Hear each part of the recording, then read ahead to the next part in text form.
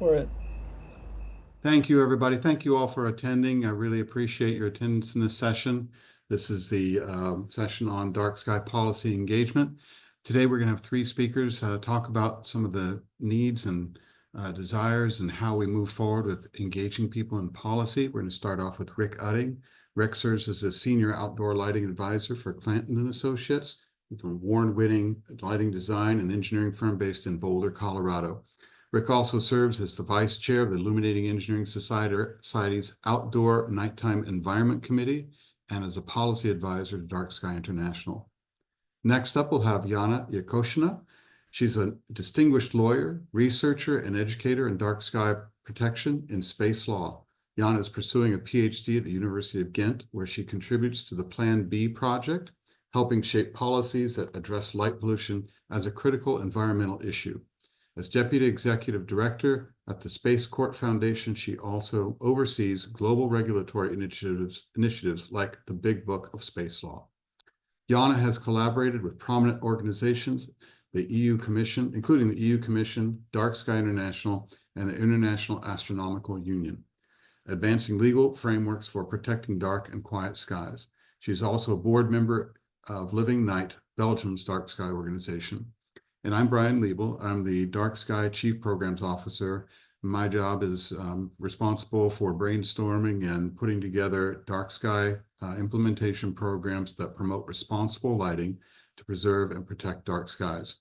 I've been in the lighting profession for 35 years with lighting design, education, research, standard development, program development experience. So with that, I'm going to turn it over to Rick to have him introduce the topic for us. Rick, take it away. Okay, thank you, Brian. And thank you, DarkSky International, for having this event. Great opportunity to bring advocates and professionals together. And thank you, everyone who's on this call today. As Brian mentioned, part of my daily, weekly, and monthly job is to help municipalities and legal organizations with their policies. And so what I can tell you is that you, the advocates, absolutely are moving the needle. You are convincing city council members and legislators to take action. So keep up the good work.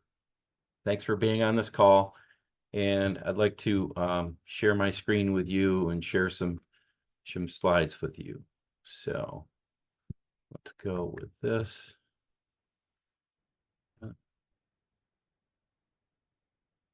Okay.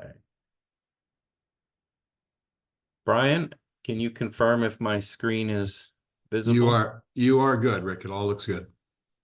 Excellent. So everyone, today I've titled my portion of the presentation The Climb. And I will start by telling you that I'm really excited for this weekend. This weekend is a culmination of about 13 months of work that Brian and I have put in on creating some new legislative and municipal policy. And so we're really excited to be able to share with you today. So Brian's going to be the star at the end of the show. So Jana and I will move through some really good precursor stuff. But I've titled my presentation The Climb because obviously what we're facing is that light pollution continues to climb, and it seems as though every corner we turn, we encounter new challenges and new obstacles. And so for us, the advocates, we are also experiencing a bit of a climb to be able to solve some of these problems. So what I want to do today is I want to dive in and talk a little bit about some of the root causes, some of the facts and data that we are all facing. And one of those is just plain and simple that urbanization continues to happen worldwide. Okay, now what is urbanization? We'll dig into that as a definition and how it challenges us and what we do. So we're going to start with global population. And I will kind of tell you that we'll pick the year 2000 as our first milestone. But Back in the 1960s, global population was growing at greater than 2% per year. That number has consistently tapered off ever since, to the point where by the year 2000, global population was growing at about 1.3% annually. That number has since tapered off to 1.1 and is now, for the first time, actually just starting to show signs of dropping below 1% annually. So if we talk about that just for the moment, with light pollution growing at upwards of 10% annually, global population itself cannot account for all of that increase. It's a portion of it. So the population is growing, people need to have places to live and work, and so outdoor lighting expands. So this is maybe one small component of what we're facing. But here again, potentially some good news is that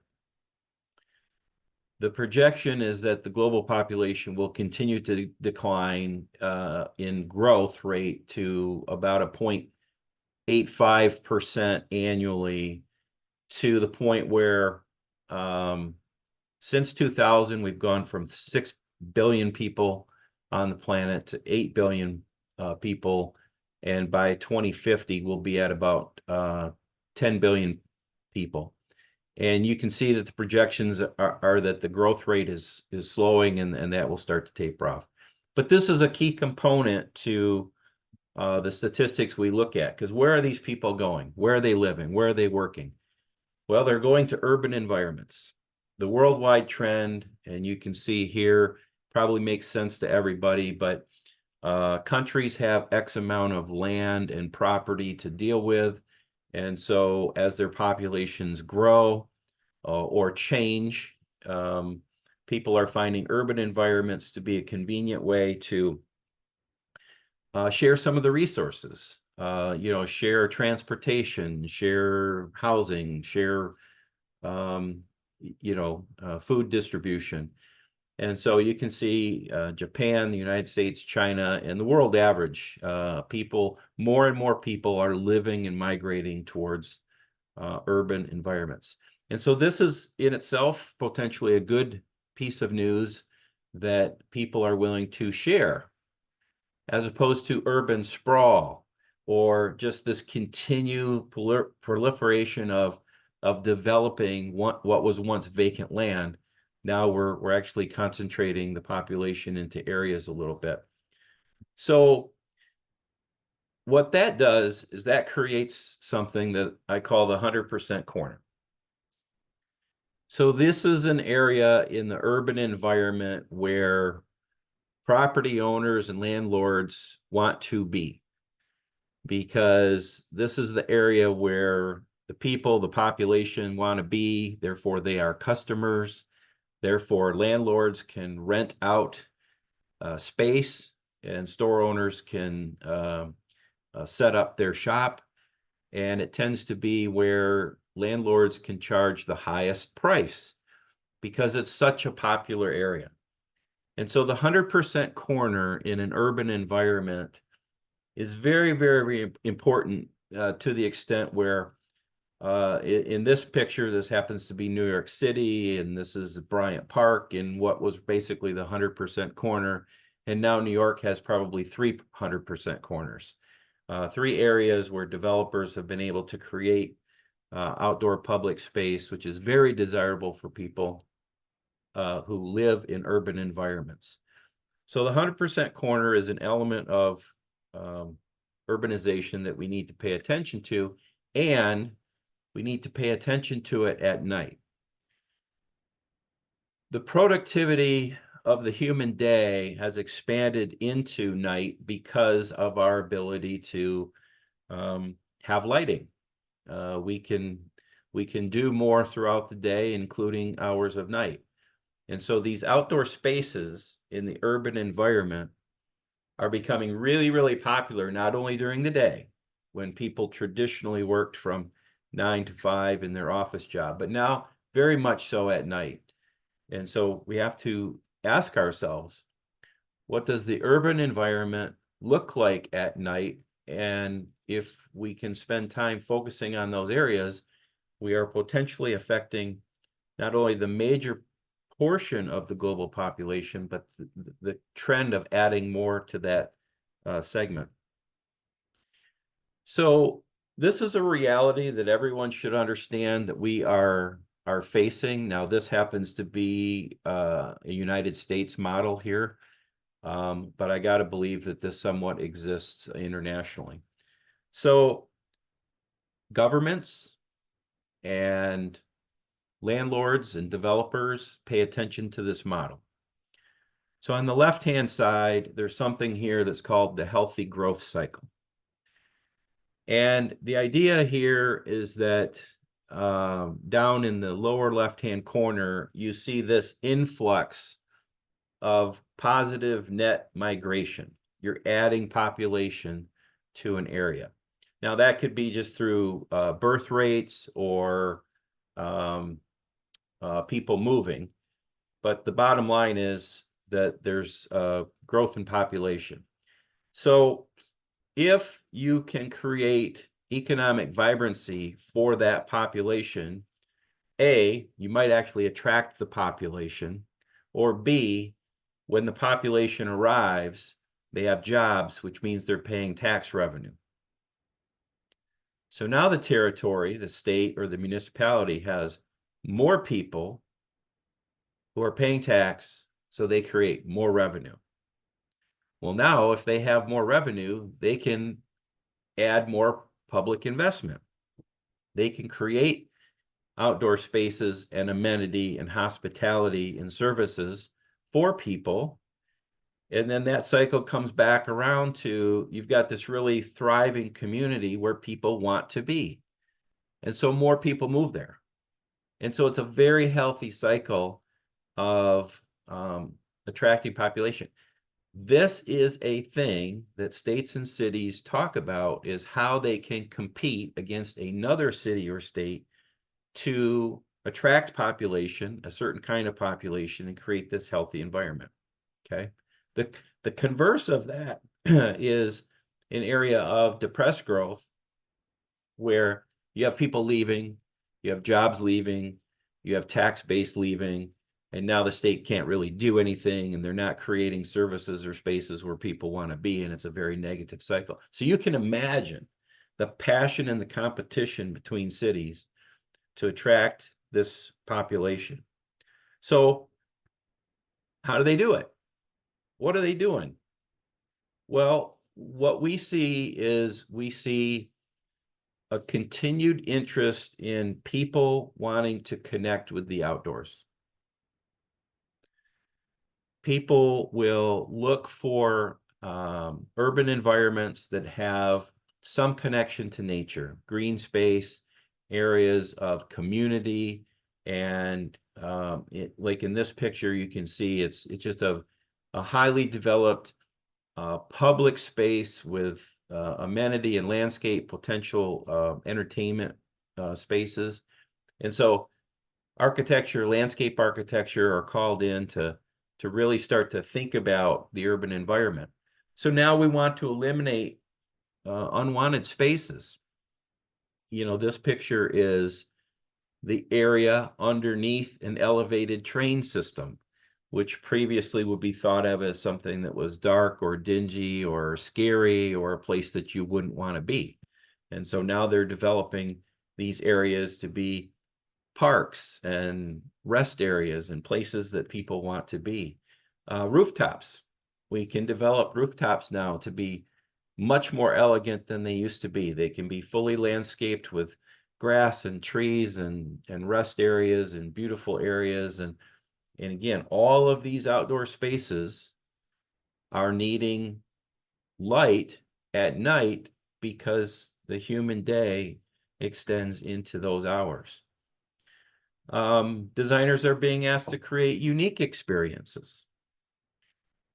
This is a photo of the High Line in New York City. And for those who don't know, This was an elevated train system that was destined for demolition. All the paperwork was signed. It was a dilapidated eyesore that, for the most part, everyone saw it should just go. And in the final hour, people reimagined what it could be. And it is now a completely landscaped walkway that traverses through the city, and it attracts 5 million visitors a year. This is a bigger attraction than many national parks or destination places. And so isn't it interesting the passion that people had who live in that city or visit that city to get outside and experience an environment they may otherwise not have the opportunity to in that region. People want to be outside so bad that we will build igloos and bubbles out in the colder environments so that we can dine and have a great experience out amongst the mountains in the cold environments. Okay, so this is how badly people want to be outside. And as urbanization continues and as the competition for population continues, these places are going to appear. So the design community, again, a photo from the Hudson River, New York City, where the Hudson River Park has been asked repeatedly to convert old, inoperable, defunct piers into usable land spaces. So in this particular case, we're looking at unusable space where we can now develop and create an island for people to go walk and visit and experience nature in an area that previously they couldn't do, but we just added more light. Okay, so I want you all to just think about this climb of urbanization and the development of outdoor space and how important it is to the city and the competition, and it's what people want. So the question is, our challenge is, how do we accommodate urbanization responsibly? And I think that's what today is about. That's what Jana and Brian are going to talk about. Is it's probably not going to happen naturally and organically. We're probably going to need policy. We're going to need help from city councils and government to help us do this. So thank you for listening. I hope I've set the stage a bit here for Jana. Is that, Jana, are you ready to go?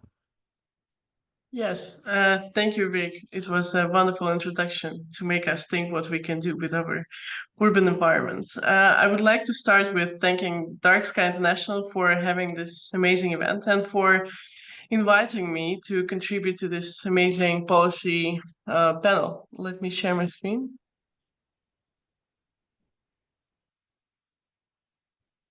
Mm.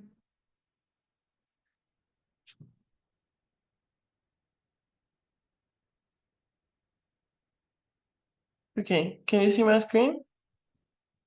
Okay, perfect. Today I would be talking about, like Rick already started, what we can do with our urban environment, and that a lot of people are going towards nature. We have this city fatigue, and I will be talking about what is going on in Europe. And weirdly enough, during the last 5 years, the protection of nocturnal environment started to get more and more political attention. I will not say that it's very big, but we're going very slowly but steady towards more and more strict protection. Currently, we can say that we have 16 out of 27 member states of the European Union who has adopted direct regulatory measures to address light pollution or to protect nocturnal environment. And here I want to indicate that obviously not all the countries has strict light pollution laws, right? Like we're all aiming for. But a lot of countries started to have these regulatory measures to basically at least address the attention to the nocturnal environment in their policy action. Like they have awareness raising or they highlight the role of astronomy, for example. So How do we do that? There are two main approaches how countries at the EU started to address the problem of light pollution. The first is to indeed adoption of light pollution law. So they specifically indicate the whole global problem of light pollution with all the different impacts. The second approach is basically changing the environmental framework and the introduction of allen measures there. And then here you can see on the slide the example of 3 countries from the EU, which adopted one of these approaches and one mixed approach, which was taken by France.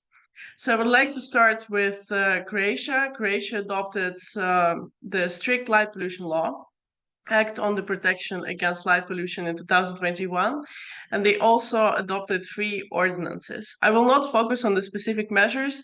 I just wanted to indicate that this law aimed to address the various aspects of light pollution, from the environmental concern, health concern, and the need to protect the external environment in general. And they do have different norms related to that. Basically, like our 5 responsible outdoor lighting principles. What is important here that Croatia is divided into different lighting zones, and per each lighting zone they indicated the maximum permissible parameters for lighting, which I think is very important, and there is a very major step towards the light pollution reduction. We cannot assess yet how well this law can be implemented because it's very new, but I think it's a great step towards the solution of the problem. The second country is Germany. Germany took the environmental approach, and in 2022 they changed the general environmental legislation by adoption of the Insect Protection Act. Basically, they said that light is a major driver of insect decline, and it requires specific measures in the biodiversity and environmental legislation. Again, it's a very nice action, and it's a nice complementary approach to basically recognizing light as a pollutant, and which allows us to implement the environmental strict regulations to the problem, right? And we can enforce it way better when it's just in political action. And I wanted to highlight here in the lower part of my slide, similar action was taken by Austria very recently in the summer of 2024. Austria adopted Upper Australian Environmental Protection Act, and they referenced their lighting standards, which was also changed, and they included a lot of light pollution measures there. So this also highlights that we also should put more attention to standards, because when they're referenced in the legislation, they can become binding that way. And this is what we use in practice when we're developing our cities, right? And the third country which I want to give you example is France. And France took the mixed approach. So they have decrees which specifically address light pollution, and they also change environmental legislation as well.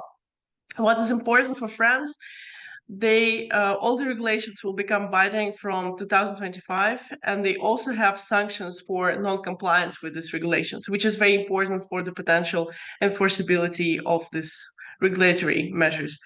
And recently, France also have national biodiversity strategy by 2030, which consists of a lot of targets and goals, what we should reduce to protect nature and biodiversity. And they have light pollution there, which is very important for us. They indicated that they would like to reduce 50% of light pollution by 2030. However, my question is, we don't have yet measure how much light pollution France have now. So how do we know that by 2030 they reduce 50%? So this is the main problem with policy action. So why this legislation and the policy action of the member states is important? Because when member states at the national level start to address a certain issue, it will bring attention of the high levels of the EU level regulatory fields. And in this case, EU bodies, they can harmonize and adopt a more effective reduction of light pollution all over like Europe, so they can enforce member states who don't have any action on light pollution to adopt something, and they can also unify the approaches which are already implemented. So this is why the EU action is important. Now I'm going to discuss what is actually going on here. So before I move forward, for those who are not in the EU, maybe it will be important to explain, we have the Council of Europe and we have presidency of the Council. So Council is when EU national ministers meet together to discuss and adopt EU laws and policies and make the direction. And then we have presidency of the Council, which is basically the country is responsible for chairing the Council for 6 months, and it rotates between the member states. Why presidency is important? Because it brings attention to a specific topic which can be taken by the EU government bodies further.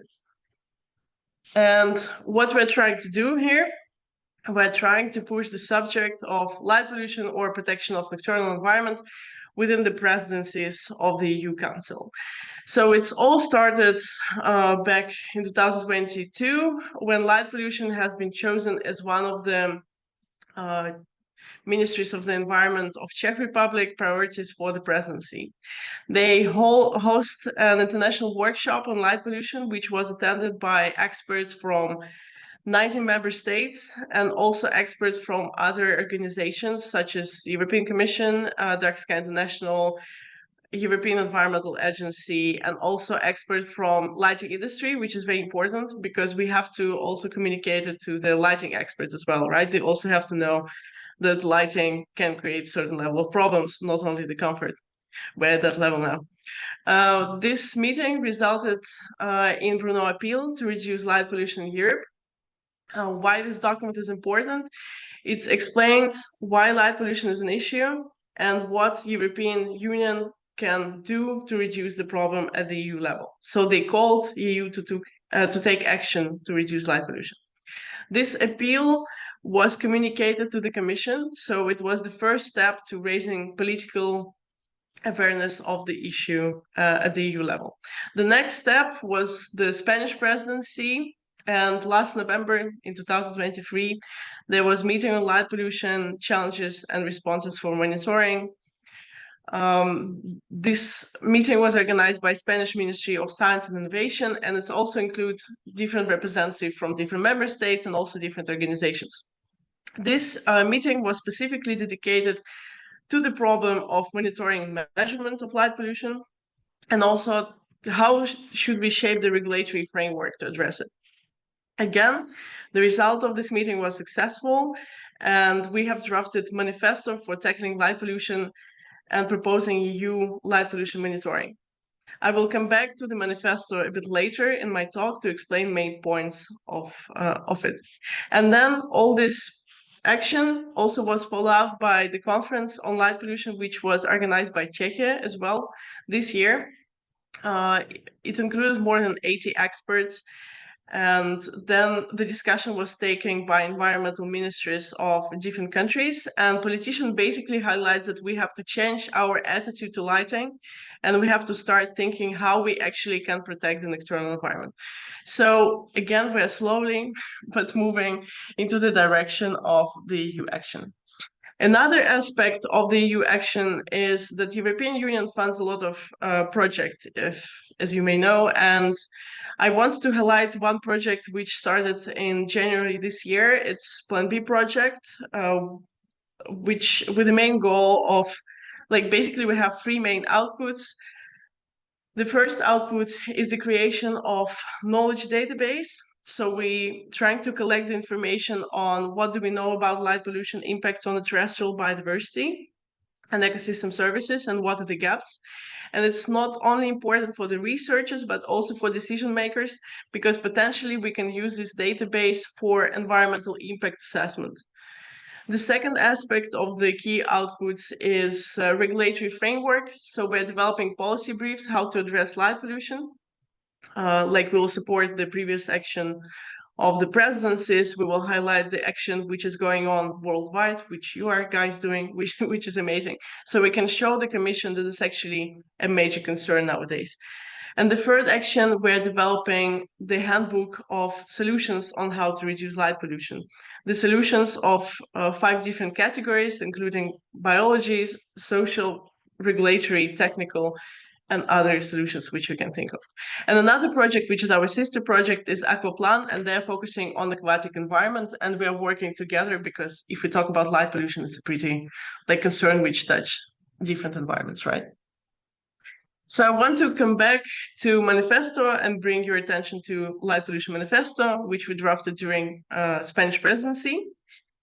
So it has 3 main points of it, and I want to highlight that you can use this manifesto not only to communicate for the EU level, but also at the national level or the local level, because it's pretty generic in my opinion. It has 3 main points. That night is a part of the natural environment. Here is pretty easy. When we talk about the current protection of our environment, the measures are mainly focusing on the daytime activities, if we don't include any light pollution measurements, right? So in this case, we are not protecting half of our environment, which is night as a half, right, of the normal functioning of the ecosystems. And therefore, we will never be able to achieve the political targets which different national governments has. So this is a good point to highlight when you are communicating the political action. The third point of this manifesto is that light pollution is a form of environmental pollution. Here is very easy. Not a lot of governments would like to majorly change their legislation or policy. And by indicating that it's environmental pollutant, we can actually allow the implementation of the existing environmental frameworks, which you have in every country, right? And the third point, it's manifesto specific. We called for light pollution measures at the EU level to unify the approach.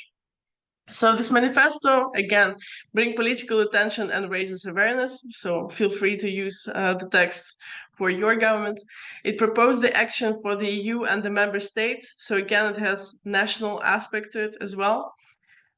It highlights the legal and political recognition of light pollution as an environmental concern as essential aspect to address the problem.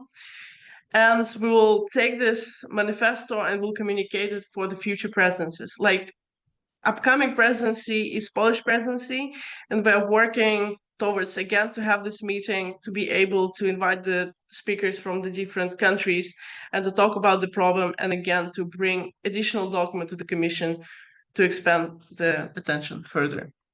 Okay, we actually need your support. Together with DarkSky International, we're currently working on the website where you will be able to read the text of manifesto and then also sign it or endorse as you like. And then we will need it like in June 2025, Plan B project, which I mentioned earlier. We will create the policy brief. It's one of our deliverables, and I would like to indicate there specifically how many people across different countries have supported the action already. So we really need your help here. Okay, thank you for your attention, and I hope I gave you a good overview of the European action. And now I'm handing the floor to Brian for the action which DarkSky International does. Thank you. Thank you, Jana. Thank you very much. Let me share my screen now.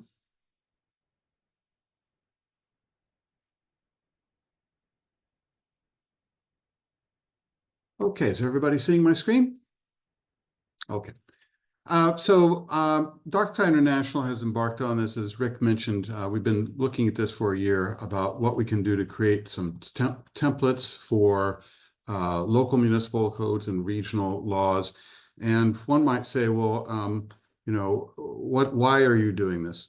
Well, the main reason, there's several reasons. One is we know at DarkSky, and as has been mentioned here, is that one of the few ways that we can really get action taken is by implementing policies that are effective and actionable. But also, we at DarkSky are constantly being asked for guidance on how to create these kinds of laws and ordinances and state statutes. Many of the proposed and existing laws that we see are flawed. And quite frankly, as Rick discovered when he was doing his research on this, what we found is once a law is enacted, and it may be flawed, it gets copied into the next law. And so it's just exasperating some of these things that really haven't been well informed sometimes. Sometimes they have wrong units, and they really aren't kind of getting at the heart of the matter that we think needs to be done. And real guidance requires collaboration with the lighting professional. So during the course of the last year, we collaborated with many lighting professionals and individuals from manufacturers and government agencies to create these templates. There are two templates. One is a regional template for states and territories and provinces, and the second template is for municipal cities, towns, counties, and townships, so that you're addressing two different sectors of government, one which has an overseeing kind of capacity, broad-based things, and the other is the more intimate for the community at large. The templates were written around U.S. governance. We'll say that right at the get-go, but the intent is for everyone internationally to take a look at these and see if you can formulate these, reform them for your own type of government structure, because the lighting principles all still apply. So once again, the idea is here you have a regional kind of law for states and territories. It's broad, high level. It sets the stage for municipal laws. Generally speaking, in the United States, the government laws for states, which are going to be the overarching legislation, they address state-owned property. They say government-funded property. They might not go to the level of actually controlling over private property. That's most common. And so what happens here is the state would, or what our templates are for, is it gives the state broad kinds of principles on which to put in their laws, from which then the municipalities can refine and fine-tune towards their communities.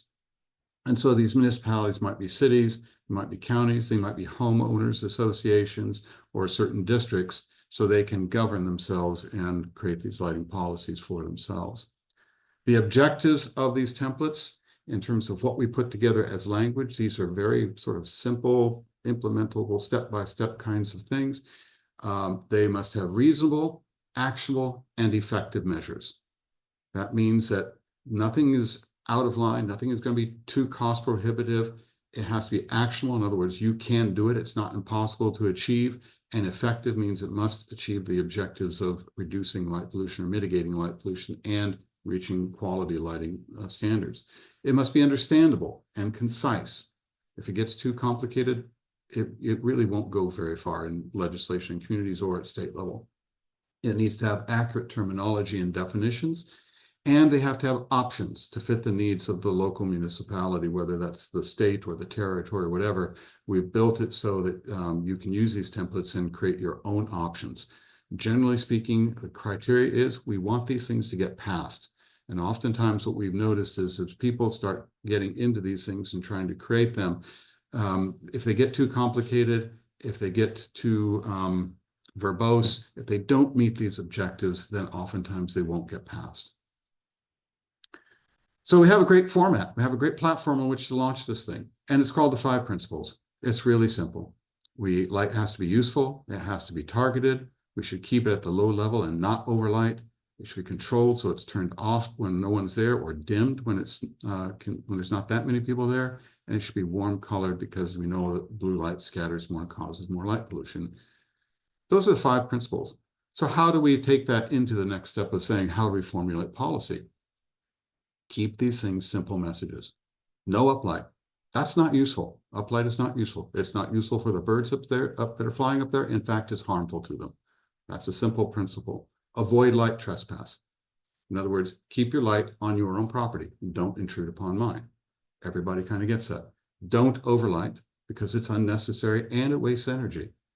Turn the light off when it's not needed. Again, it's unneeded. It's not necessary.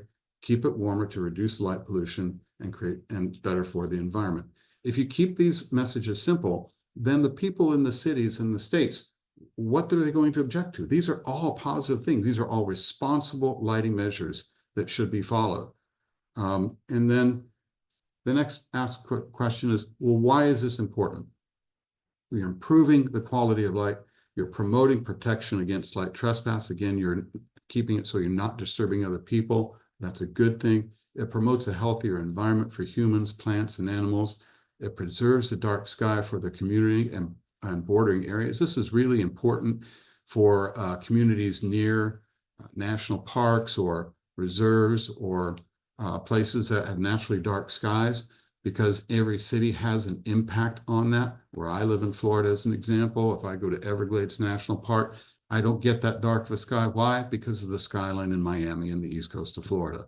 So to have a sort of environmental consciousness statement for cities to know that they are impacting other areas, especially if they're tourist areas, is important. And then finally, a lot of communities would like to be tourist places for people to go. And we had the tourism session last night, which I thought was fantastic. And so many cities want to promote dark sky ordinances to keep their skies dark, to engage tourists and bring them into their communities. So we emphasize all of these things as responsible lighting for people and the environment. So I'm going to go to just a couple of highlights, just to give you some teasers, then we'll go to the how you get them. Light distribution. We're calling out in our templates, fully shielded, no light emitted at or above the horizontal plane, but we're also putting in limitations for high angle lighting. Between this 80 and 90 degrees, anything in that zone is actually wasted light. We've done an analysis on this, and if you're out at 80 degrees going all the way out here, the amount of light actually reaching that surface for human need is negligible. There's really no need for that. So we're saying that you have no more than 5% of the total light output in that zone and nothing above. Think about it this way. If you're having light coming out at the horizontal plane or just slightly below that, and if you're in a desert environment, that light will continue to go on forever because it won't be stopped. And we've seen instances like that where national parks are being affected by communities hundreds of miles away. Next thing we talk about is light trespass. Basically, we define that so that we understand that what we're talking about is a vertical illuminance at 1.5 meters above the ground, putting limitations into designated wilderness of 0.1 lux and coming into or out of residential property at 1 lux. Light level, no more than 25% over the lighting standard, whatever that might be. We're calling out in these documents to look at the ANSI IES standards because that is the ones that are used in the United States, but wherever you are, if you have other standards, it would be the same thing. There's really no need to go above that level in most cases because the standards are based on consensus values, and going above that is generally not necessary because they already are built on some level of assurance for safety in that case when the consensus bodies decide them. Controls call for the establishment of nighttime hours, and non-essential lighting be turned off during the nighttime hours. The color, the maximum CCT is 3000. We encourage it for warmer CCTs in residential areas. There are some exceptions for sports and safety needs. These are kind of the bare bones of what these things have. There are more details in the municipal ones, but at the state level, these are the simple ideas that come out of the 5 principles. Two other things that we'll add in the municipal codes, actually the state code territory does with sports lighting as well. We're not exempting them. We think that sports lighting needs to be included in whatever ordinance or law that's being projected because it's fairly easy to contain the light. In this case, for sports lighting, we're emphasizing containing the light onto the field and a little bit around it, and also turning it off when it's not in use. By having those into regulation or code, you're doing a lot to help neighborhoods that are next to sports facilities. And we all recognize that sports facilities are an important part of communities. We do allow higher CCT for them, but again, it's balanced by the stricter targeting and turning the lights off.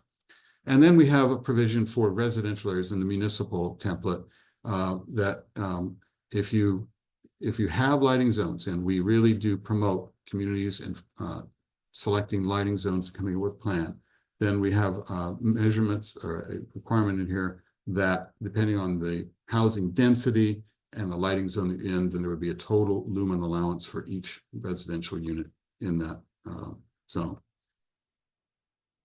There are supplemental modules in the municipal template for seasonal lighting and illuminated signage and coastal marine turtle sensitive areas. Those aren't part of the base because they may not necessarily be part of the base code that you're trying to enforce, but there are options. You can incorporate those if you'd like. So far, these things have the endorsement from the American Bird Conservancy and Scenic America.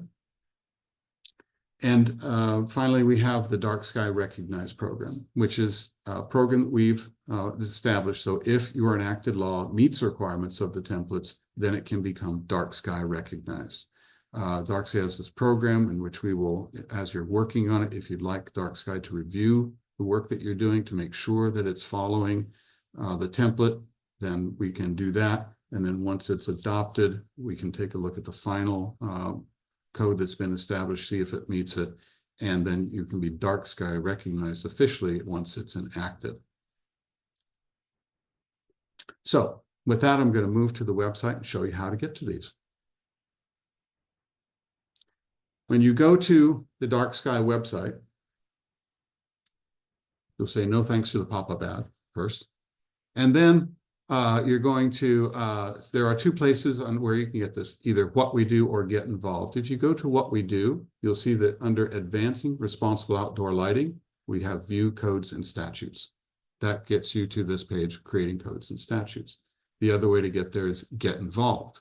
As advocates, that might be the way you think about it. So getting involved, you go to create codes and statutes, and you will end up on the same page. So once you're here, you'll see that there's a some general information up here. We talk about creating municipal law. We'll have step 1, how to get involved. Step 2, getting prepared. Step 3, taking action. Step 4, these are just some general informational things. The bulk of the information that's here is going to be in these two areas. One is we've created these videos that are helping you understand the topic, not just you as advocates for what you're doing, but also you can have your city council people or people at the state legislature take a look at these so they have a better understanding of what these issues are. So we have one on targeted lighting, on light levels, on lighting curfew, on correlated color temperature, which is going to be a builded library of more videos that are going to be coming. The second big important thing is that where you can download the documents. You'll see as you scroll down, the same thing is going to be here for creating state laws with those descriptions and downloading those documents. So this is the page where you'll go to start your downloading of the information. When you click the download, the first thing you'll see is a use agreement. And so this is necessary for us as DarkSky to make sure that when you download these things, you have two choices. One, you can download it as an editable format document, so you can use it to incorporate in whatever language you're working on. And therefore, once you start editing it, it may or may not follow our templates. And therefore, we can't say that this is, at that point, the same thing as a DarkSky template. You can use it as much as you want, but it won't necessarily be the same as our template because you're editing it. So this is agreement basically say you understand that, and you can't represent yourself as a DarkSky representative unless you get written authority from us and a few other things. But basically, it's just an agreement of how you would use this. You sign up for it in this little form here. Once you sign up for it, it comes to DarkSky. We will then email you the link to where you can download the forms. So so once you get to that and we send you the email, you'll be brought to that email will give you the link to this page. And so this page has the actual codes and statutes templates on it.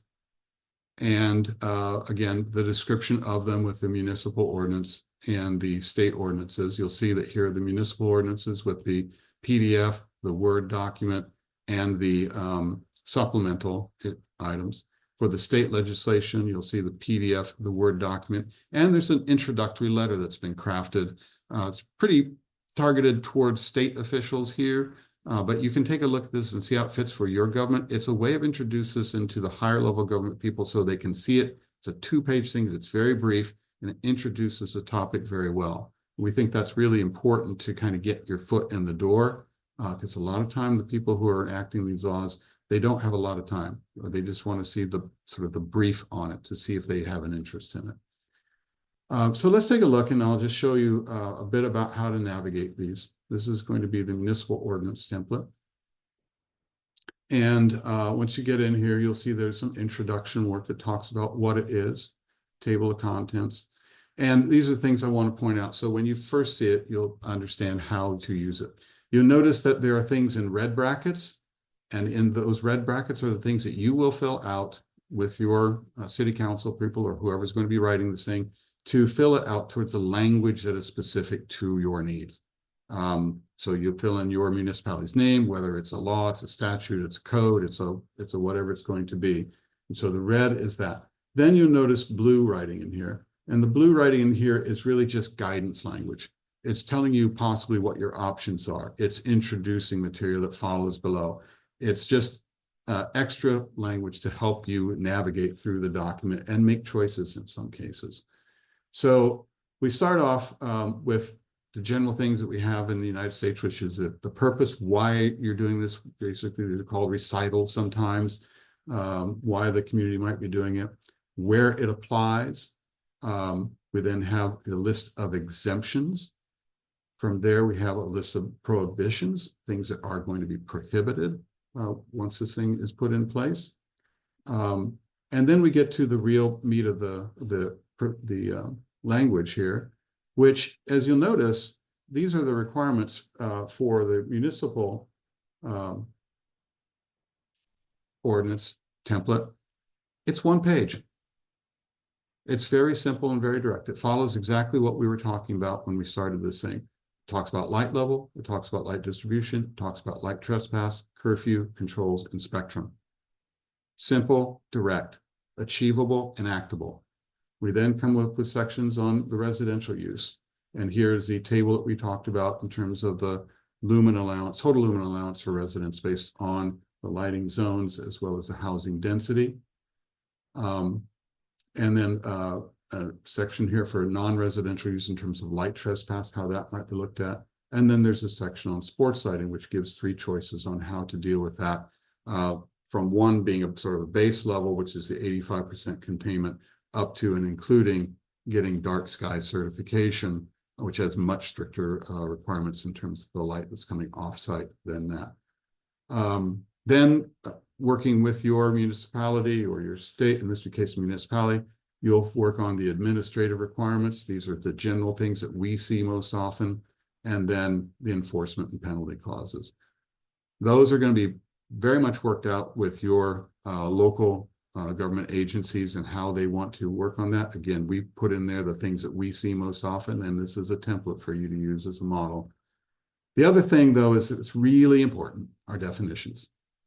These definitions have been fine-tuned to try to make sure that the language that is used is proper, that they're generally accepted lighting and engineering terms. These are, you want to stick with these as much as possible. I've seen codes out there and statutes that have come up with some of the craziest terminology you'll ever hear that make absolutely no sense.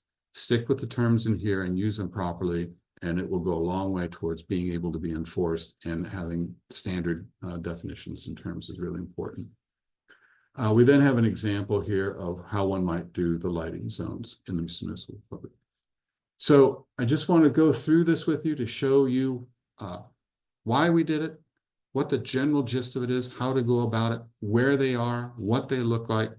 Download these, take a look at them, start thinking about how you can become active in your community to get these passed and enacted. And we're very happy, proud to be getting these out into the world. And I want to make special notice of Rick's tremendous work, as well as many of the other people in the lighting community and profession that have helped craft this. But we're very happy to have these out there for everybody to use now. And with that, I think that's the end of my spiel. We'll have questions. Chris, take it away. We will get into the Q&A portion. Thanks to our speakers, Yana, Rick, and Brian, for sharing such engaging information and a lot of new resources for maybe some of us. I know I'm excited to explore more of those policy and templates. And folks, if you do have any more questions, please do submit them into the Q&A portion of your screen. We're getting a lot, so we probably won't get to all of them, but we will save these offline. We can send them out to whichever speaker you want to target. Now, like good DarkSky fans, we're going to start with a fastball here for Yana. Are the measures being taken by EU nations actually showing results in actual light pollution reduction, either locally or nationally? I will be very brief because I know we don't have enough time. But in overall, it's very difficult to assess yet because laws started to be adopted in the last 5 years, and some of them were like finally adopted like this year. So we are also in a transition stage, as I mentioned about France, like the new regulatory requirements will be enforceable from the next year. But we do have some good example. For example, Greece, they had changed the lighting regulations related to coastal lines to protect sea turtles. So if you go to Greece, you will see some lighting installations switched off, or they have different direction, or they have very warm lighting. So it's generally worked for the specific area. And then maybe a good example is La Palma, Canary Islands in Spain. And they have sky law, which specifically protects dark skies for astronomical observations, and they do maintain pretty low levels of lights. And I've been there, I can also confirm. But however, we don't have overall measurements of how much light pollution is emitted per specific country. So I hope I briefly explained what's going on. Yeah, I think that's great. I think it's going to take some time. Now this one, maybe Brian, we'll start with you. Rick, Yana, feel free to jump in. This is, of course, about Kelvin and CCT. The question comes up that the 3000 Kelvin standard had persisted, yet some advocates find it challenging pushing for lower CCT that truly reduces light pollution. How might DarkSky lead efforts to encourage lower, more effective standards in this regard? Yeah, so I'll start and then either of you pile on here with this. We have been working on this for quite a while and we've talked about the CCT issue for all of the course of this time. The 3000K is a good starting point to go from, and if you have a community that wants to and will go lower, then absolutely by all means try to do that. We certainly don't want to see 4,000, 5,000 and higher. The resistance to go lower in these templates is partially due to commercial manufacturing standards and norms in terms of what is available. And if you limit it to something that's lower, then you are taking out a large part of the marketplace. That's one aspect of it. The other is the resistance from other people in the lighting community. And so if we were trying to mandate lower in these templates, what we think, and we think we have a pretty solid basis for saying this, is that they would be objected to quite heartily, quite readily by some of the people in the industry, and therefore would not have a chance of passing. What we encourage communities to do, especially if the communities are in more rural environments or more environmentally sensitive environments, absolutely by all means, if you can work with them to see about using lower CCTs, especially in the residential areas. We did put that in as a note, residential street lighting areas, absolutely consider that. Then work with the cities to see what you can do. Rick, you've had experience with this, so please go ahead and make any other comments on that. Well, I would like to share my learning experience with everyone else, and that is that the 5 principles are actually listed in rank order of effectiveness. And so CCT, being principle number 5, is pointing out that it alone cannot solve your problem. And here's a thought-provoking question for everyone on the call. If you believe in visual science, that people can actually perceive things, break quicker at 3000 Kelvin than they can 2200 Kelvin. Ask yourself, what would be more important to you? Lowering the light level of the 3000 Kelvin to get the benefit of the visual performance and using a lower light level but maintain 3000, or increasing the light level at 2200 to have the same visual effectiveness? And that's a question a lot of people can't answer right now. There's discussion about redoing some research, but I personally am very excited about the idea of trying and use the 5 principles together holistically and not rely on any one of them to do the job. Mm-hmm. Brian, you put it once, the 5 principles are a process. Yes. Right. And Rick is right. If you think of it from the idea of you have a light fixture that's out there, if it doesn't have any control of it and you can take all the lights going up and redirect it down and target it, that is the number one thing. Then the number two thing is to keep the light levels as low as possible and not overlight. Those two things alone are the majority of the issue of the problems.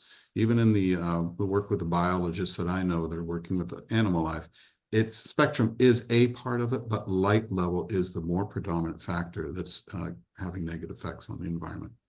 Sure. And that's something where the lighting zones might come into play Yeah. then. Yeah. Right. So Todd asks, even when municipalities pass legislation, the rules are frequently unenforced. Do you have any suggestions for improving compliance and enforcement? I think.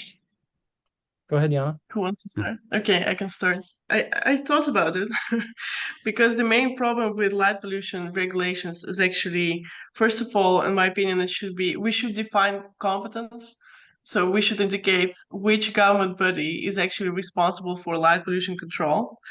Then we also may have sanctions for non-compliance, which can include fines or suspension of the use of the lighting. Then it may be also the permit procedure. So you have to get the permit for the lighting installations. And maybe the fourth point is to include artificial light at night into public procurement. So when we're talking about the future projects, we can already think about the lighting which can appear in the cities. This would be my main four points. So I would add to that, Chris, the idea, the power that advocates have. Code enforcement lives more at the local level because that's financially where staff can be hired. Complaint-based phone calls can be addressed, and they own light meters, and they have the ability to investigate non-compliance factors and issue citations, as Yana was saying. And so the reality is, as an advocate, to not let up on your city staff in terms of addressing non-compliances, okay? City council members are politicians. They want to make everyone happy and no one upset, and they often look for the negotiated balance. And so you, the advocates, have tremendous power to be able to point out things that are not meeting the requirements of the law. Brian, anything to add there? I think they did just fine. Right. And folks, I do believe we're running over, but you know, we're in charge here, so we'll keep it running a little bit. I know our next session isn't until the 30 mark of the next hour, so we do have some time for a break in between. We'll do a few more questions. If any of the speakers are willing to get in contact with any of our attendees today, please do post your emails in the chat, and folks can reach out that way. Now, the next question comes about maritime or water areas. Jerry says, are there proposals coming up to address maritime areas? For example, in Port Angeles, Washington, our light pollution comes mainly from the maritime operations and industries. And Andy also says, in Santa Cruz, any tips for strengthening our ordinance, taking into account the river waterways and limiting light onto a river that is home to an endangered species?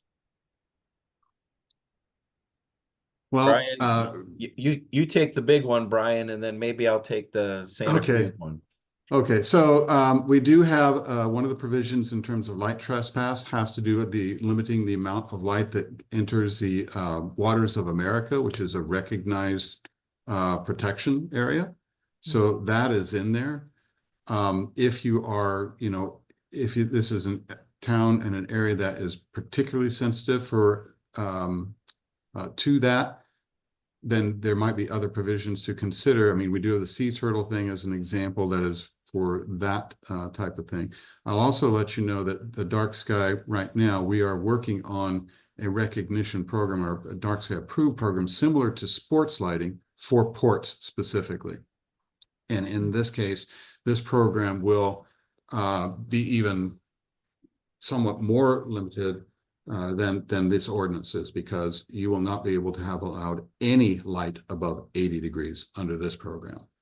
And then it has a light trespass requirement based on the light that might get projected into the water over the edge of the berth edge and so forth. So we are working on a program for that through the experience that's being sponsored through Port Tampa Bay. They're the ones that are helping us with this, generate this pilot program. So that's what I have to offer at this point. Rick and Jan, if you have anything else to offer, please. Yeah, I think you nailed the big one, but just in terms of Santa Cruz, I know they've been toying around with drafting some proposed language, and I will just reiterate that trespass into waters of the United States or habitat is expressed very clearly. On that, I can just give there are some European countries which indicate the specific provisions in the environmental legislation to prohibit lighting into the surface of water, which also basically related to specific protection of marine biodiversity. Mm-hmm. I know that came up on a previous Advocate Action call with our oceans expert, so it's great to hear there's been more developments.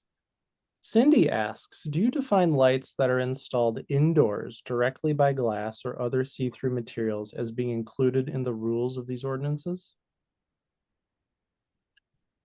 Boy, that's a big question. We are certainly been talking about this last year. Let me just say for my part, how I look at it, every window is a light fixture at night. So if you have your shades open and you have the lights on in your house or your building, then that light is going out into the sky and being another cause of light pollution.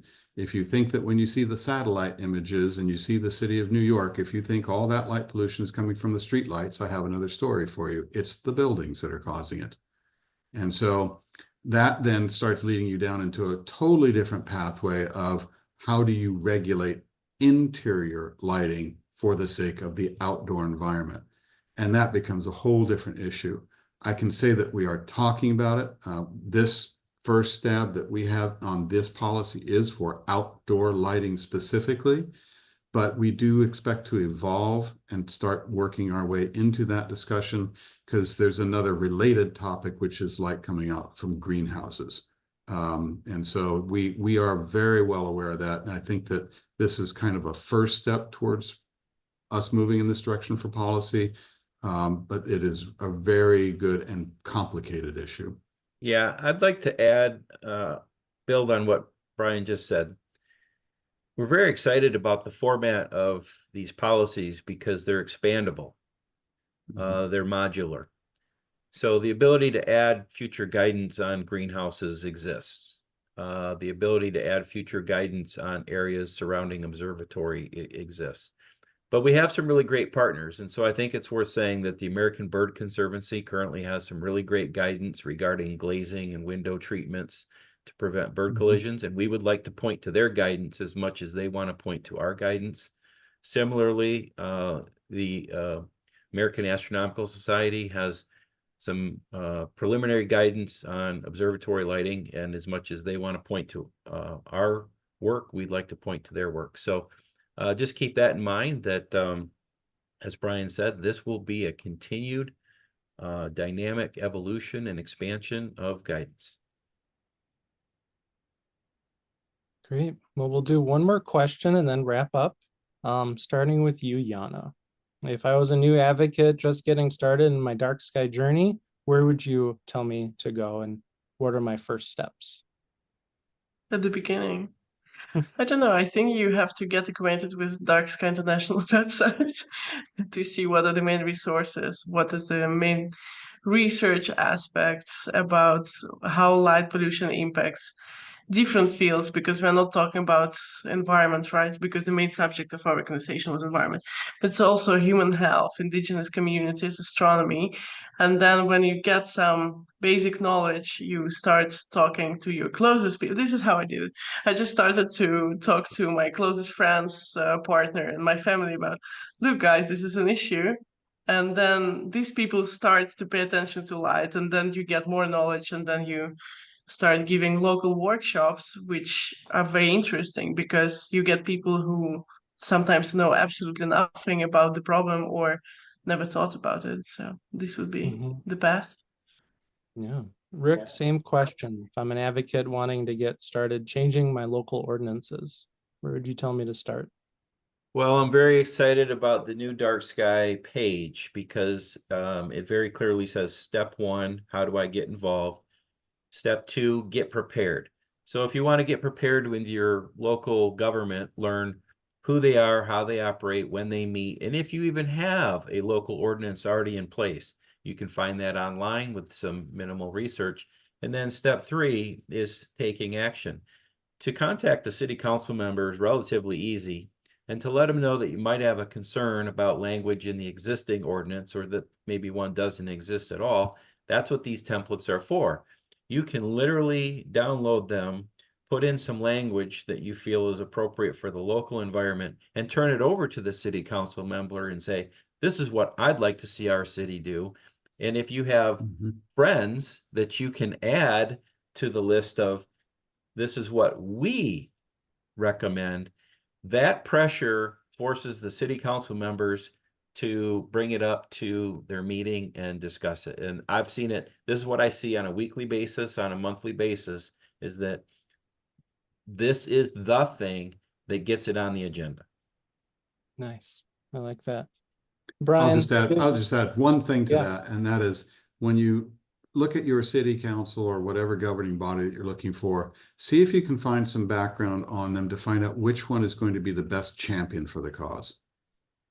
Because if you can find somebody that's on that board that really does believe in it, that can really expedite the process. You know, oftentimes when you see their web pages of the board members, you'll see that some of them are possibly going to be more environmentally geared towards others. Maybe some of them, you know, in your state are dark sky advocates. You never know. But I think it's really important to just kind of look at this as a personal thing, because oftentimes it is. And if there's a personal connection to a board member that's going to be helping make that decision, that can do nothing but help. Yeah, you're working with people, you're engaging with people, you're relying on people. It's a relationship. It's relationship business, local government. That's great. Very great insight, speakers. Let's go the order. Brian, Rick, Yana, any closing thoughts before we end it today? Well, again, I really appreciate everybody attending the session.